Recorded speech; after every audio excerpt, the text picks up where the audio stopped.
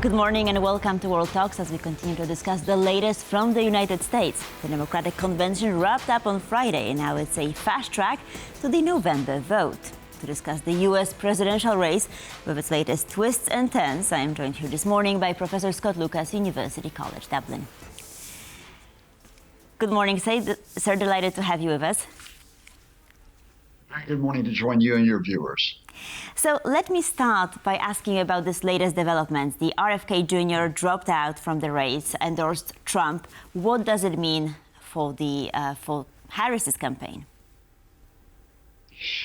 Well, it means very little for Harris's campaign, which will try to maintain its momentum, not by just running against Donald Trump and now Robert Kennedy Jr., but by emphasizing the positive. As you saw from the convention this week, and indeed ever since Harris became the nominee on July 21st, this idea of hope makes a comeback, this idea that bringing the joy back into politics rather than Trump's presentation of fear, of decline, even of carnage. I think the Harris campaign may get a little bit of a bump by pointing out the fact that Robert Kennedy is, and I just have to use this word, is a head case. He's not a person who's a rational politician, despite the very famous family name. This is a man who has claimed that he makes eccentric statements because his brain was eaten by worms more than a decade ago. This is a man who has, in an incident that has just been revealed, put a dead bear into New York Central Park. He's been accused of sexual harassment. And, very seriously, when it comes to Poland and the rest of the world, he's a conspiracy theorist. I mean, he is a man who denied coronavirus, who claims that our brains were being manipulated by the vaccines. So he's not a serious man in terms of policy or issues. Whether he gets Trump some votes because of his family name, that's the one thing I think the Harris campaign will be watching out for. Right, certainly, because he did enjoy some support. Of course, it was not that significant, but now the support will go to Donald Trump, which is something that that people on the other side could be worried about, and also because we really don't have much time left, right? I mean, the debate between Harris and Trump will take place in September. So what do you think will be some of the key issues that they're going to talk about, that they will have to talk about? Well, I think from the standpoint of what we're seeing from the Democrats, and it's the Democrats that have really presented the issues. I have to be forthright here and say that Donald Trump has been engaging more in insult politics. He's been attacking Kamala Harris because of her laugh, because of the way that she looks, including her skin color. In other words, he actually has been race baiting. The Democrats, I think, have done two things regarding issues, domestic issues. The first is they have taken on the issues which potentially could be ones that the Trumpists could use against them if they could organize themselves. And that would be the state of the economy.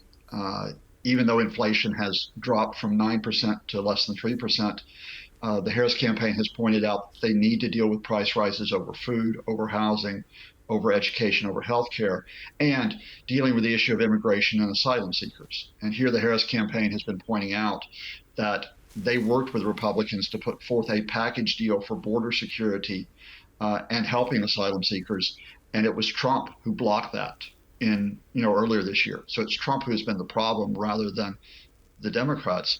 And then I think they play to their issues where they have strengths. I think they, especially women's rights, including reproductive rights, but also probably climate change, and also this idea that, quite rightly, that Donald Trump is a threat to the U.S. system and a threat to democracy if he gets back into the White House. Right, you've mentioned the way in which Donald Trump has spoken about Kamala Harris, which was not flattering. And people are saying that more things will come out as the campaign moves forward. So what kind of, can we expect any more scandals or any new developments of that sort? I mean, again, I need to emphasize there are no scandals around Kamala Harris. You can disagree with her policies. You can say, look, I don't agree with her politics. But Kamala Harris is an upstanding person. She served as a prosecutor. She then rose to become U.S. Senator. She's been a very capable vice president under Joe Biden. So it's not like Trump is actually revealing, damaging facts about Harris. Instead, what he has done is really to use the same tactics he used against Hillary Clinton in 2016 against other opponents, but in this case to try to demean her as a woman. And when he came out immediately after Harris replaced Joe Biden as the candidate and said, oh, she's laughing Kamala Harris, cackling Kamala Harris, the problem for Trump is that many women heard that, including women who haven't decided which way to vote, and they heard a man trying to speak down to women, making fun of women to try to control them. And Trump's advisors, especially after Trump then effectively said Harris wasn't black, Trump's advisors said, look, don't focus on the insults, focus on the policies, on the issues. You need to focus on economy, on immigration. That's the way we win this campaign. The problem is Donald Trump doesn't do issues. You know, he doesn't do what we would consider to be normal debate amongst politicians. He only knows this idea of trying to belittle opponents. So we're going to get more of the same from him. Whether his advisors are wrong, whether Trump can win with this, you know, we'll see with this come November. But I think you have this contrast between a Democratic politics, which is focused more on trying to rise above insult and to rise above the pettiness of tweets and focus on the issues, and a reality TV star named Donald Trump who will continue to do just that. Right, and speaking about economy, the interest rates are probably going to be reduced from what we gathered. And I also wanted to ask you about other issues that are currently being covered by the current government. Will these help or perhaps work to the detriment of Kamala Harris because she is a part of the government in power, right? Again, you know, if you approach this as an analyst, you know, you look at a United States which has a gross domestic product increase of 5% per year, which is very healthy, far healthier than many European countries, such as Germany and the UK, for example. You have a United States which, you know, continues to make technological advances. You have a United States which significantly has brought inflation down from the post-COVID high of around about 9% in 2022, when we had serious problems with supply chains, and it's down to below 3% now. Kamala Harris and the Biden administration have done very, very well. But the problem here is what people feel is happening to them. And, you know, in America, a lot of this is the sense of what are the prices for gas, for petrol, for cars, and what is the price of my weekly grocery shop? And the supply chain disruptions did cause increase in those sectors. And it's the question as to whether the Democrats can get across what we know you have had those increases for food, for energy, and for education, which is a particular issue in the states, and to lay out a program to deal with them, which is precisely what Kamala Harris did last week. Can the U.S. media actually highlight that the Democrats are doing that, or do they get drawn into this culture of fear idea, which is that somehow the economy is actually imploding or is declining when it's not? And I think it's that question of the politics of impression versus the politics of reality that will be a factor in which way people vote come November. Absolutely. Let me ask you about lawyers, because Harris's campaign, there's a lot of lawyers being employed by the Democrats as the November vote approaches. So do you think that they're expecting any legal challenges from Trump's side following the vote? What could potentially happen?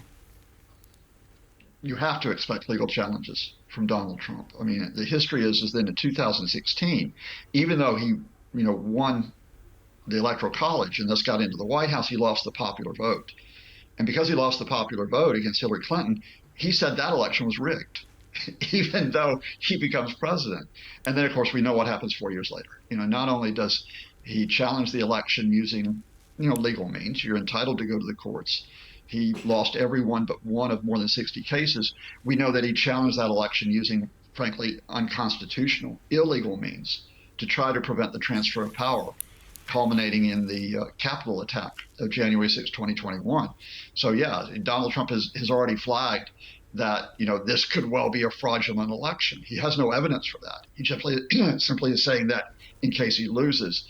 And so the precaution that you have to take is to have the lawyers on board so that if on the early morning of November 6th, Kamala Harris and Tim Walz win this election, you're ready to go when Trump and his lawyers make whatever spurious case they make that somehow this election has been, quote, stolen from them. Right, Professor. And so what are some of the key developments that we're sort of expecting in the near future? Because really time is scarce. I mean, some states begin the mail-in vote already in September, right, including Pennsylvania, I guess, mid-September. So really there's not much time. So what can we expect in the near future? The traditional marker for the final stage of the U.S. campaign is Labor Day. Now that's our first Monday in September, but what is going to be, I think, the event which everyone is pointing to is going to be the debate on September 10th between Kamala Harris and Donald Trump. We do not know if there will be more than one debate at this point because Trump keeps going back and forth, but we know that that one will take place unless he pulls out at the last minute. We do not know if there will be a vice presidential debate between Tim Walz and the Republican counterpart, J.D. Vance. We also will be looking probably mainly for high-profile rallies. I think you're going to see this already happening in terms of these campaign stops, especially in these 7 states, which we call the swing states. These are the states that will decide the election. So keep your eyes on the following. The Democrats must win Pennsylvania, Michigan, and Wisconsin. And if they do so, they'll win a narrow victory in the White House and get back to the White House. Donald Trump now has to also win, however, other states. He must win Arizona, Georgia, North Carolina, and Nevada. And so you're going to see these 7 states be the focus of the campaign. In terms of what we'll get amongst those events, it's going to be more of the same. It's going to be Donald Trump continuing to insult the media, to insult, the left, to insult other countries at certain points, hopefully not Poland, and to insult minorities.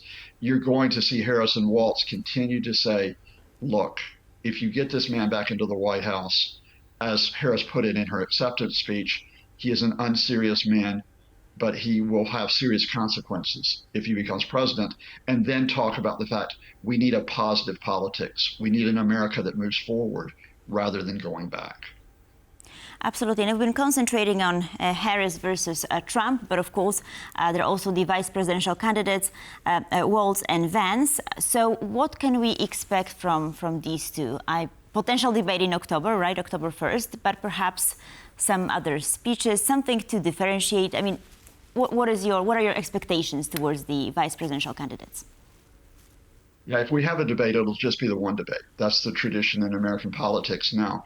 And then beyond that, the two men are a bit of a contrast a little bit. J.D. Vance is more of a Trump 2.0. He's a younger version of Trump. He also goes in for the attack politics. He's made false claims about Tim Walz's military record. Walz was for 25 years served with distinction in the Army National Guard. He will continue to attack the Democrats as radicals. But it'll be a politics which is very much, in a sense, trying to belittle his opponents. Tim Walz is not just like Kamala Harris. I mean, quite clearly, this is a man who is from the Midwest, who has served as a governor after being a school teacher. He's a man who is measured, but comes across as your father, that he'll speak quite honestly and sometimes, quite jokingly, but always with a bit of meaning behind it. And I think Walz is going to be, as it were, that sort of steady counterpart to Harris. Traditionally, vice presidents don't win U.S. elections, but it is possible that, they could lose elections. And there, I think Walz is more of an asset. I don't think he'll lose this election for Harris. He's quite capable. Whereas J.D. Vance, who has made some remarks such as criticizing childless cat ladies, could alienate some voters, especially women voters, in the months to come. Absolutely. Professor Scott Lucas, thank you, sir, for being with us this morning. Much appreciated. Thank you. And thank you for watching World Talks. Please stay tuned for more here on TVP World.